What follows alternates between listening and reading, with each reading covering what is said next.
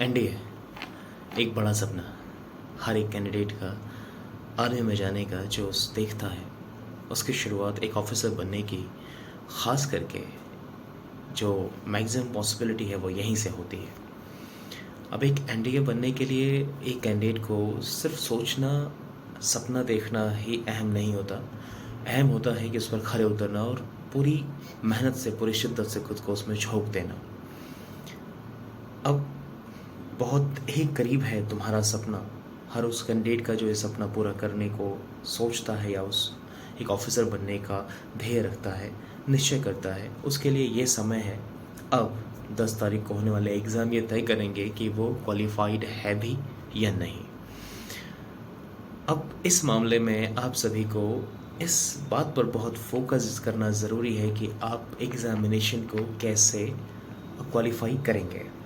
अब तक आपने जो भी जैसी भी स्टडी की और उम्मीद करता हूँ कि सभी ने बेहतर तरीके से तैयारी की होगी, और जिन्होंने सीरियसली तैयारी की है और वो फोकस करना चाहते हैं उस अपने करियर पर और वो सच में चाहते हैं क्वालिफाई करना, तो ये मैसेज स्पेशली फॉर उन कैंडिडेट्स के लिए है जो सच में ऐसे सोचते हैं। आपका एग्ज़ाम जो होने को है, जो आपका फर्स्ट पेपर या सेकंड पेपर, 2 पार्ट में जो भी एग्ज़ाम होने को है, उस एग्ज़ाम शेड्यूल में जो भी आपको टाइम ड्यूरेशन मिलता है, तो हर एक कैंडिडेट की सबसे पहले रिस्पॉन्सिबिलिटी ये होनी चाहिए कि उस टाइम पीरियड को पूरा का पूरा यूज़ कर सके। बहुत जल्दबाजी में नहीं, इम्पेशेंटली तो बिल्कुल भी नहीं, क्योंकि आपको सोचना है, समझना है और पेपर को सबसे पहले ये निश्चय करना है कि आप क्वालिफाई कर सकें। और ऐसा सोचने के लिए, ऐसा कर पाने के लिए आपको सबसे पहले एक स्टेप जो सबसे पहले आपको लेना होगा वो है रीडिंग द पेपर। आपके सामने जैसे ही क्वेश्चन पेपर आता है तो बहुत से कैंडिडेट की आदत होती है कि वो पेपर खोलते ही वो क्वेश्चन को करना शुरू कर देते हैं। कई बार ऐसा होता है कि शुरुआत के कुछ क्वेश्चंस बहुत आसान है तो उन्हें लगता है कि ये बहुत आसान है और करना शुरू कर दिया, फिर बीच में कहीं कुछ डिफ़िकल्ट क्वेश्चंस आते हैं तो फंस जाते हैं। फिर वो उनका मोटिवेशन, मोरल डाउन हो जाता है और आगे फिर जो आने वाले क्वेश्चंस हैं वो भी नहीं उनसे हो पाते। तो इस लाइक सीक्वेंस में अगर मैं आपको बताऊं तो आप सबसे पहला स्टेप लें वो ये लें कि आप अपना 15 मिनट से 20 मिनट सिर्फ और सिर्फ पेपर को रीड करने में लगाएं। सुनने में थोड़ा वियर्ड हो सकता है कुछ लोगों को लगे, लेकिन ऐसा नहीं है, क्योंकि तुम्हारे पास होते हैं 2.5 घंटे और इन 2.5 घंटों में तो तुम्हें अपना पेपर क्वालिफाई करना होना चाहिए। ऐसा नहीं कि तुम सिर्फ एग्ज़ाम देने का अपना टाइम बर्बाद किया, अपनी मेहनत बर्बाद की और चले आए, ऐसा नहीं है। तुम्हें अपने पेपर को सबसे पहले रीड करना है और ये देखना है कि तुम कितने क्वेश्चंस को सिर्फ देख करके सॉल्व कर पा रहे हो और कितने क्वेश्चन ऐसे हैं जो देखने पे तुम्हें डाउट से लग रहा है कि तुम्हें सॉल्व करना पड़ेगा। इन सब क्वेश्चन को टिक करते चले जाओ, मार्क करते चले जाओ एंड तक। तुम्हारे पूरे क्वेश्चन जो भी 120 की सीरीज़ है उनको आप मार्क करते चले जाओ। और जब जितने क्वेश्चन कलेक्ट होते हैं जिन्हें आप देख करके सिर्फ आंसर दे सकते हो, सिर्फ ऑब्जर्वेशन से आंसर दे सकते हो, उन सभी को मार्क करो और उन्हें अपनी ओएमआर शीट में फिल करो। देन उन क्वेश्चंस की तरफ बढ़ो जिन्हें तुम्हें लग रहा था देख करके कि इन्हें सॉल्व करना पड़ेगा तभी आंसर मिलेगा मुझे, वरना नहीं।